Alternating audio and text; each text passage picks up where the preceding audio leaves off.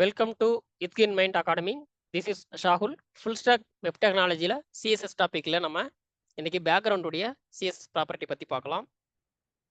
So இந்த பேக்ரவுண்டில் வந்து நமக்கு ஒரு 6 சிஎஸ்எஸ் ப்ராப்பர்ட்டி கொடுத்துருக்காங்க.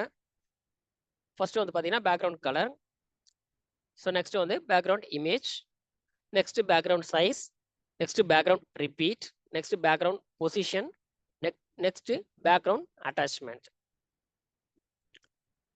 ஸோ இதெல்லாம் நம்ம எப்படி வந்துட்டு யூஸ் பண்ணுறது அப்படின்னு சொல்லி ப்ராக்டிக்கலாக பார்க்கலாம். ஸோ நம்முடைய விஷுவல் ஸ்டுடியோ கோட் போயிட்டு ஸோ நம்ம வந்து ஒரு HTML ஃபைலை கிரியேட் பண்ணிக்கலாம். ஸோ இதில் வந்து நம்ம பாடி டேக் இருக்குது. ஸோ இந்த பாடி டேக் எடுத்துகிட்டு போயிட்டு நம்மளுடைய CSS ஃபைலை யூஸ் பண்ணி நம்ம பேக்ரவுண்டை ஆக்சஸ் பண்ணி பார்க்கலாம். ஸோ CSS ஃபைல் நம்ம ஒன்று தெரிய style.cssன்னு ஒன்று கிரியேட் பண்ணியிருக்கோம். ஸோ அதை நம்ம யூஸ் பண்ணிக்கலாம்.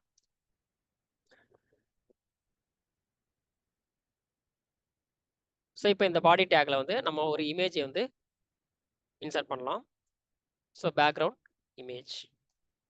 ஸோ இதில் வந்து நம்ம URL அப்படின்னு கொடுக்கலாம். ஸோ இந்த URL-ல நம்ம ஒரு இமேஜ் ஒன்று எடுத்திருக்கோம். ஸோ ஆப்பிளோட இமேஜ். ஸோ அந்த இமேஜ் வந்து இங்கே நம்ம கொடுக்கலாம், apple.jpg. ஸோ நம்மளுடைய HTML ஃபைலை இப்போ ரன் பண்ணலாம்.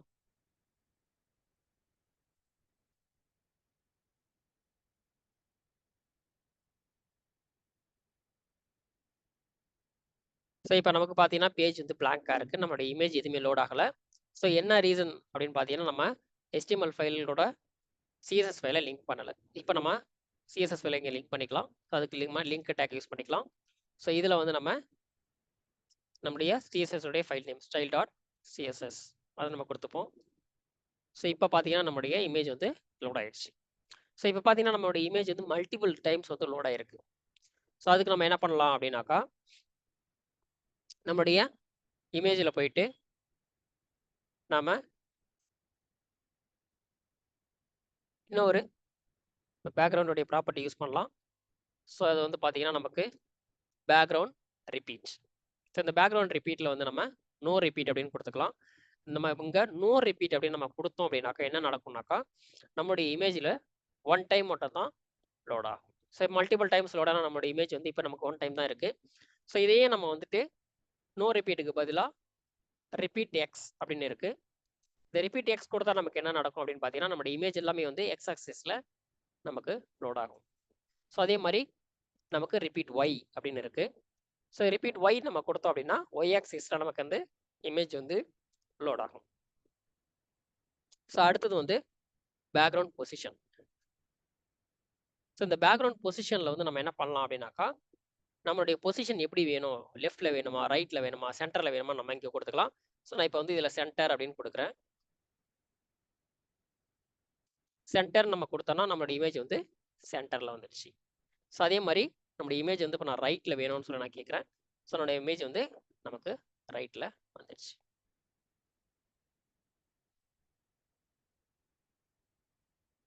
ஸோ அடுத்த ப்ராப்பர்ட்டி நமக்கு சைஸ்.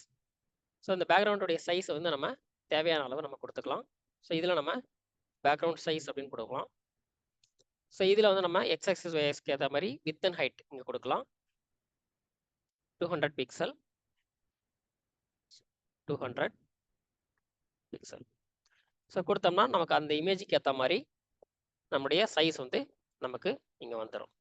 ஸோ இப்போ நம்ம இந்த இடத்துல ஒய் ஆக்சிஸ்க்கு பதிலாக நம்ம என்ன பண்ணலாம், நோ ரிப்பீட் அப்படின்னு கொடுப்போம். ஸோ நோ ரிப்பீட் நம்ம கொடுத்தோம்னா நம்மளோட இமேஜ் வந்து ஒன் டைம் மட்டும் நமக்கு வரும். ஸோ இந்த இடத்துல வந்து நம்ம ரைட்டுன்னு கொடுத்துருக்கோம். ஸோ அதுக்கப்புறம் நம்ம இந்த இடத்துல லெஃப்ட் கொடுப்போம். ஸோ நம்ம இமேஜ் வந்து நமக்கு லெஃப்டில் வந்துடுச்சு. ஓகே. ஸோ நம்முடைய இமேஜ்க்கு ஏற்ற மாதிரி சைஸ்க்கு ஏற்ற மாதிரி நமக்கு அதுவும் லோட் ஆகிருக்கு. ஸோ அடுத்ததுடைய நம்ம ப்ராப்பர்ட்டி வந்து அட்டாச்மெண்ட்.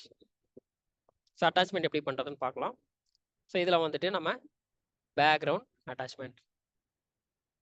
ஸோ நமக்கு பேக்ரவுண்ட் அட்டாச்மெண்ட்டில் ஃபிக்ஸ்டு அப்படின்னு நம்ம கொடுத்தோம் அப்படின்னாக்கா, ஸோ நம்மளோட இமேஜ் வந்து எப்படி இருக்கும் அப்படின்னா ஃபிக்ஸ்டாக இருக்கும். ஐ மீன்ஸ் நம்ம ஸ்க்ரால் பண்ணாலுமே நம்மளோட இமேஜ் வந்து என்ன பண்ணாது, நமக்கு மாறாது. இப்போ நம்ம அது எப்படி வந்து இமேஜ் வந்து மாறுதா இல்லையா அப்படின்னு பார்க்குறது. ஸோ நம்மளுடைய HTML ஃபைலில் போயிட்டு நம்ம இங்கே பேராகிராஃப் கிரியேட் பண்ணலாம்.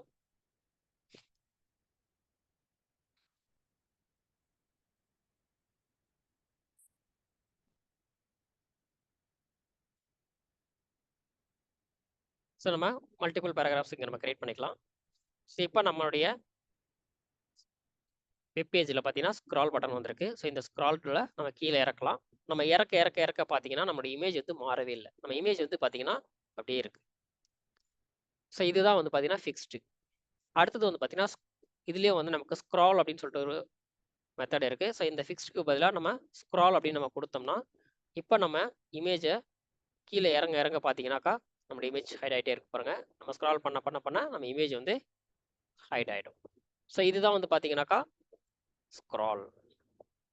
ஸோ அடுத்தது வந்து பார்த்தீங்கன்னா பேக்ரவுண்ட் கலர். இப்போ நம்ம பேராகிராஃப் கிரியேட் பண்ணியிருக்கோம் இல்லையா? ஸோ அதுக்கு வந்து நம்ம என்ன பண்ணிக்கலாம், நம்ம வந்து கலர் கொடுத்துக்கலாம்.